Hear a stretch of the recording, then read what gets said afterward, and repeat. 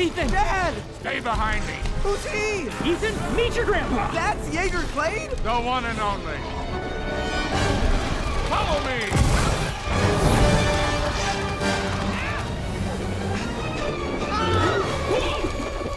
Now what?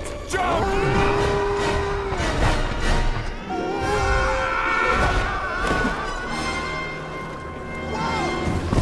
What are these things? Our ticket out of here. They're not gonna eat us, right? No, but they will. What? Just run.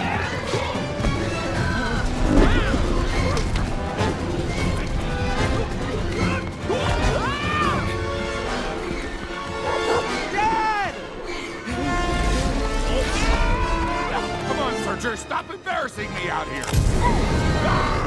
He's awesome! He is not awesome. He just saved my life! You know, I was a part of that rescue too. He just saved your life! You ain't seen nothing yet, kid.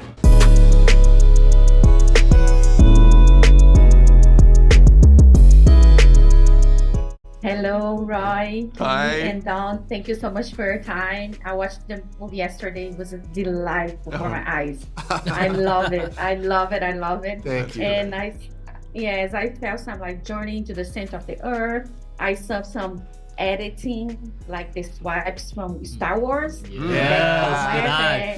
Yes. Yes. So I want to start with you. What was the inspiration for the script for this story? I would love to take credit for that, but I'm gonna pass it on to Don.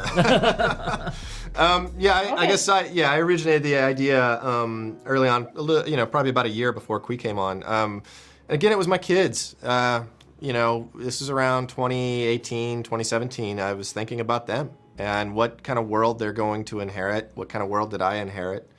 And wanted to tell an environmental story through the lens of 3 generations. And that was sort of, and speak to the complex family dynamics that happens between fathers and sons, and speak to the idea of what it means to be a good ancestor.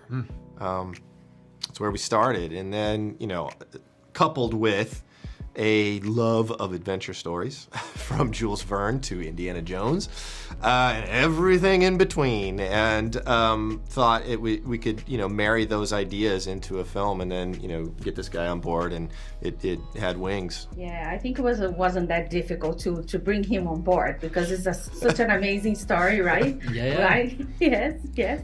So I'm gonna go to you, Roy, to create this world that is like from scratch, right? Well, that was the biggest challenge. Well, it's, again, I look to Don, because Don knows as a director how to open the door for other creatives to do their work. We have some of the greatest artists in the world at Disney Animation, and literally Don just opened the door and said, bring me what you want to see. And they used inspiration from the aquatic world, the terrestrial world, the microscopic world, both from character standpoints and from environmental standpoints. And it just was a joy building the world from scratch, because it needed to be something no one has ever seen. And I think that's exactly what it is. Yes. I love like the colors, and I don't see too much blue. We don't see too much green, but that's why I wear like this color, whatever. Well, that was one of the things that Don established early on, is when we get into Strange World, we want to make sure that blue, green, and brown are the 3 things that we kind of play down. We want another worldly aspect to this thing. We kind of had it, we basically had one direction for everybody, which is like, just get weird, people. Just let your imaginations run wild, and don't be inhibited by anything. Yeah, the one problem we had, though, was talking about this world, because everything was invented. Oh, yeah. So, like, our conversations were real dumb. Like, we sat there, like, okay, so the green, blue, floaty, what do you want to call it? Don's like, poop pickles. Okay, the what am I saying out loud? And so it was like this constant thing of inventing language to talk about a complete world that's, invented, right? Like, if we were to, like, Kumandra, when we did Raya, was a lot, when it comes to environment, was easier to talk about, because a tree was a tree, a rock was a rock, water was water. Here, nothing was what it seemed. And so we were constantly having to talk. And then when a new person came into the room, I felt so bad for them because they like we were like talking a different language, and I could just watch their eyes go, "What are they talking about? Do you have a glossary of terms?" But that was a fun challenge, but it was definitely a challenge. Yes, and I can only imagine. Also, the creatures, like they're so amazing, so different from everything that we saw before. Do you guys have like a favorite one? And what was like the most challenging one to create? Ooh, the most challenging one. I'm actually not sure about. I mean, Splat was tricky because he got like 8 limbs that are all moving and expressive. So I think Splat was probably the most difficult one. For me, I love the Poot Pickles, which is all those green, bumpy little blobby creatures that help lift the venture and get them out of that acid lake. I really love those things. Yeah, I think the other hard creatures that we had to deal with was the goblin wills, those blue sushi-looking flying things, because they didn't have to just be a creature in the world. They also were a platform in which our characters had to run on top of. So they also had to be both a crowd effect, but also a piece of environment. So to be a thing that straddled both those things was not an easy thing to do. It was literally one of the first that big sequence when they're running away from those big tentacle creatures, the Reapers. Like that was one of the first sequences we put in animation. It was one of the last sequences we got out and finished because it was so complex. But yeah, they were definitely not easy.